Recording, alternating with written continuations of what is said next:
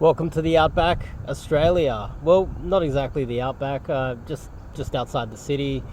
A couple friends, got a couple girls out here. We're going to do some camping just for fun. Gas stoves, cooking in the bush, just outside of the city, not too far. I haven't done it in a long time, so I thought it'd be a good idea to do it.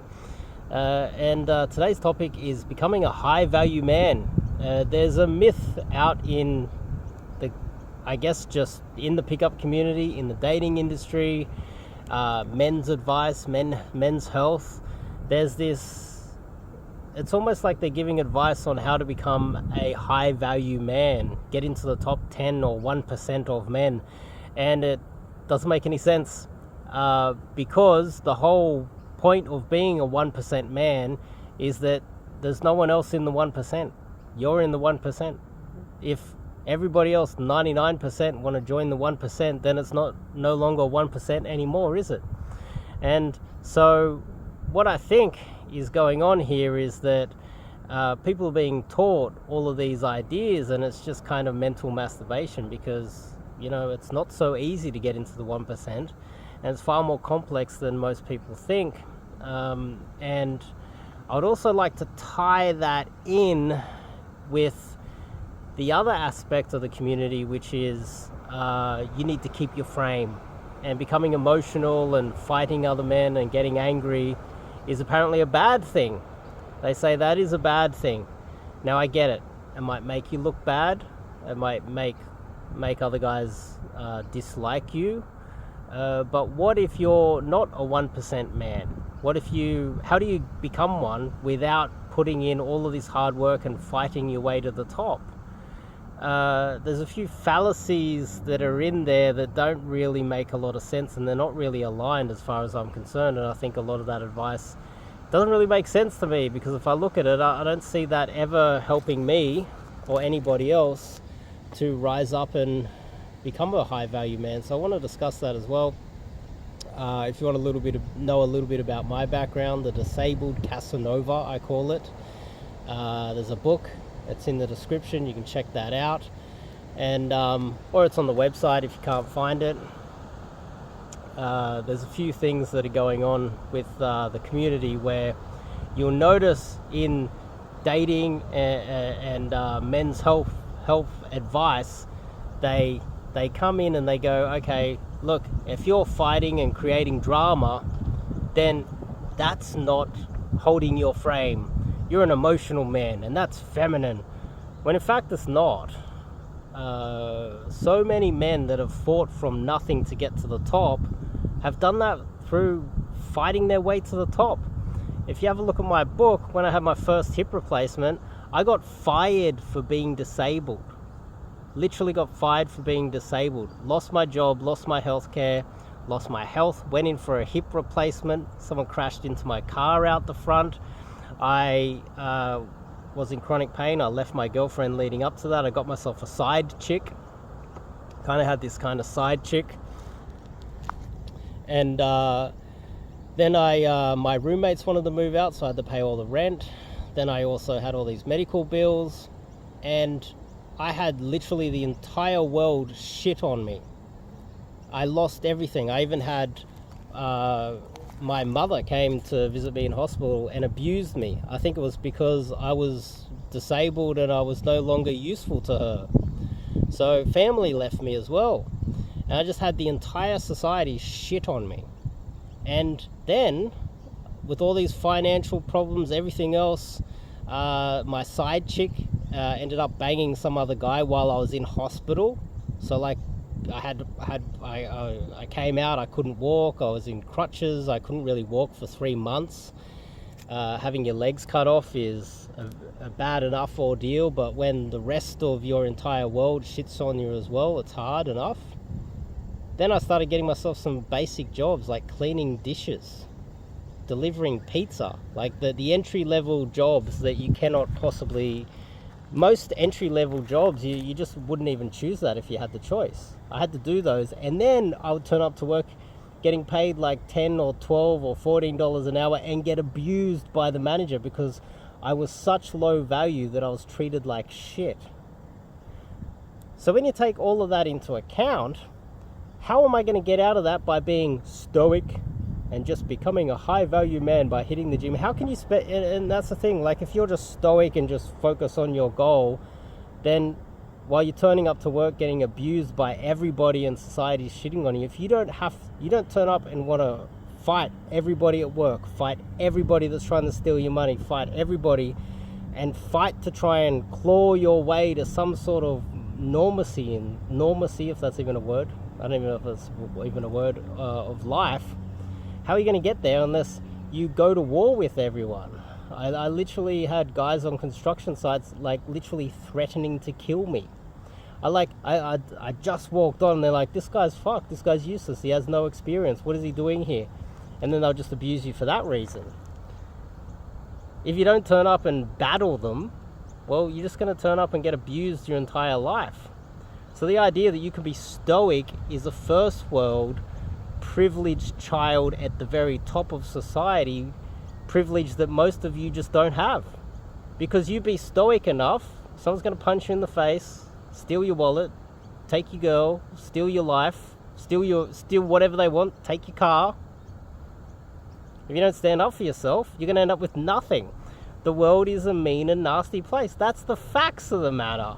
The idea that a bit of drama online is feminine, it's like, what a load of bullshit. The world is a war zone. If you're from the middle class or the lower middle class or the very bottom where I came from, then it's a fucking battle out there. So the guys at the top that say that you have to be stoic, that's just a falsehood. This is war out here. It is a battle. If I walk around here and just be stoic in front of, I saw a red belly black snake. Pretty sure it was. That's one of the most dangerous snakes in the world. If I was just stoic and just stood there and stared it down, and I didn't just get the hell away from it, or grab a stick and prepare just in case it came from me to fight it, it'd just kill you.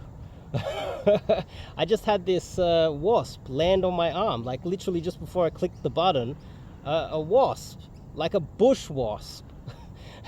And if I didn't flick it off and fight it, it probably would have stung me. Luckily it didn't stick around. And so the idea that you can't battle and fight and being stoic, it's just ridiculous.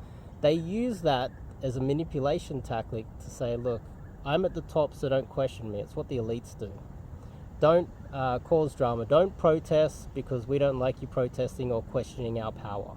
If people that have made it, they're at the top in an industry or a niche like the dating industry, they don't like drama because they want to sit at the top, take all the clicks, take all the clients, take all everything, and they want to keep you down. The only way for you to get up is to claw and fight and battle your way to the top. The real key is, once you've got to the top, if you manage to actually get out of it, that's when you need to switch from fighting everybody to collaborating with everybody. You got to be able to do that. Many people can't do that. They just can't switch off their fighting instinct because they've been down below for too long. They need to switch it off when they get some sort of success up there. And then that moves on to the next part of this, which is the idea that you can just be a nice guy and you are going to get collaborations, people are going to do business with you, and you can be very successful within your business, sport, industry, whatever. And then people are just going to help you out. That's another fallacy. There's only a few guys that I can think of that, let me explain this. So on social media, this is what we're on right now. A prime example is if you're a girl with big boobs and you're pretty and you're going to get lots of clicks, you can start out day one with 0 subscribers on your channel and reach out to lots of guys, and they are going to allow you on there and they're going to promote you on their channels. They're going to help you out. Next thing you know, with minimum effort, you're going to have a massive channel. This is what happens on the internet. There's also a few guys that have the ability to do that, and I don't think it comes down to personality or social intelligence. guys that have a higher social intelligence and are able to do pickup and coach it as well, generally they should have the ability to be socially aware and build connections business-wise. But if no one's going to collab with them, what other options do you have? You have to go it alone and battle your way to the top. Most people aren't going to see you at the bottom and go, hey, let's collaborate with Dave, let's help him out. In fact, the opposite. Let's leave Dave down there and maybe collaborate with a pretty girl or whatever. Another thing is, the only people that I can think of in the sporting area is, Lionel Messi, the soccer player that recently won the World Cup. When he was young, I think it was like 10, 11, 12 years old, his local soccer team, they thought he was great. He got all this great positive reinforcement immediately. And people wanted to play with him. His coaches wanted him to, constantly, coaches were battling over him to play for their teams. The players wanted to play with him. And he got all this positive reinforcement. On top of that, as he progressed, because of that positive reinforcement, he just had this beautiful run into good teams. He had everyone supporting him. This is 1 in a million. Maybe 1 in 10 million men get that type of treatment. Another guy I can think of is Kelly Slater. Kelly Slater's one of many idols of mine. I have many idols. Who at an early age was a great surfer. And people were like, wow, this guy's good. This guy could become world champion even at a young age when he was a teenager. And people just supported him and helped him out. That made life so much easier. He didn't need the fight. He didn't need the battle. He didn't need to deal with the cortisol that most of you guys have to battle with every day of your life. In the battle to the top, people are like, oh, you're awesome. I'll help you out. You can stay at my place. Hey, you need a wetsuit? You need a surfboard? You can borrow mine. I've got a sponsorship for you. I'll help pay for your flights to the next competition around the world. Things like that. Kelly Slater had a nice, smooth run. Then we can also look at people who are born into money. It's not only the country that you're born in. You could come from the United States and be lucky. Even if you're from the poorest in the United States, you're still from a first world country. You still have the ability to do something. But if you're born into money in a first world country and you have a family that supports you, you're not from a single parent household and this woman, there's a plane out here. There's some form of civilization. So if you're born into it, you're kind of the same. It's like Lionel Messi or Kelly Slater. You're just born into money. You're getting good advice. You've got the support. Maybe your mum helps you out at home. You get straight in and get an education as soon as you turn 18. And you got all the support and all the help you need to become a successful man. It's just nice and smooth for you. And that is the number one determining factor on whether you're going to be successful in life.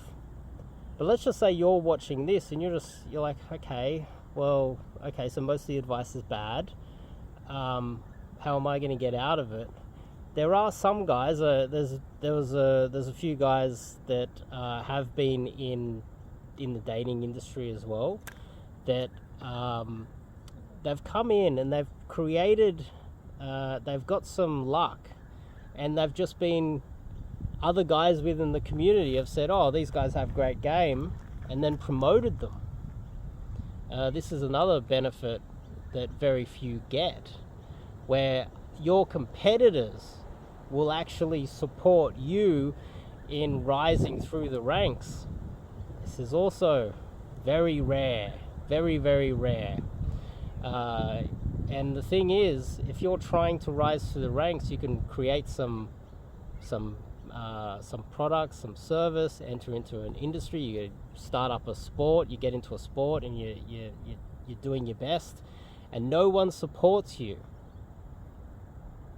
No one supports you in your sport. No one supports you in your business, in your workplace.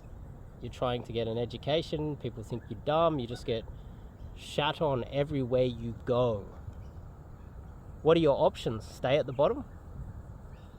That's the question that I'd like to ask you guys. Answer in the comments. If everything that you produced gets shat on, very few people support you, do you just remain at the bottom? Or do you become a fighter and go, okay, well, no one's supporting me, I'm going to fight everybody in my fucking way. I'm going to create as much trouble for the system as possible so that I can somehow rise up, because everybody around me is holding me fucking down. I had my legs cut off, and I had society shit on me. I had family shit on me. I had everything go wrong. There came a point where I just went, okay, well, this is fucking war. This is fucking war. I'm going to do whatever it takes to get out of my situation.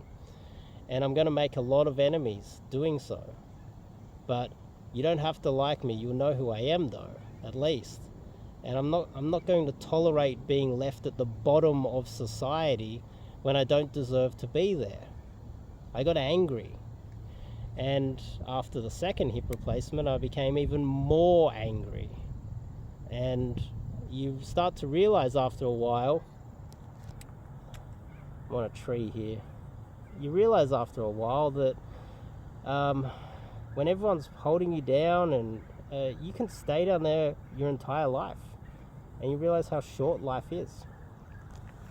So the idea that you can follow a few hacks, you can try these hacks. You can try these online hacks on how to get out of your situation in life. Dating is a big aspect of that, but financially as well, health-wise, you can try some of these hacks and see if you can follow the 3-step rule to wealth creation and all these other weird things, and 3-step rule to getting tens. The fact of the matter is, you have to become a fighter and battle your way out of it. And that's also connected to you not giving a fuck what anyone thinks. I think I was unlucky and lucky simultaneously, because what happened was I stopped caring what people... I started to hate the fact that I was at the bottom through situations that were out of my... through just things that were out of my control. And I stopped caring what people thought. I saw everybody as an enemy until proven otherwise. Enemy unless proven otherwise, and ready to fight everybody in my way. Depends on where you are in life. Depends on what you want to do with your life. I don't think that being stoic, being chill, is going to get you out of your rut. If it's dating, the reason why you're watching this channel, then, worrying about society and what people think about you is not going to change your situation. Being calm, cool, and collected is only going to keep you where you are. Another aspect is, obviously, the best way for you, as I touched on before, is collaborations. People wanting to support you, people wanting to help you up. Even if you just look at this industry that I'm in at the moment, the dating industry, I reached out to everybody. They all just pissed in my face. It's like, oh, get some more clicks. It's like, well, how do I get clicks unless I miraculously go viral? Okay, well, I'll put in a lot of work. I'll work harder than you. I'll outwork all of you motherfuckers. I'll pump out more articles. I'll pump out more videos. And then if they don't take off, then what do? You're stuck down the bottom. You see?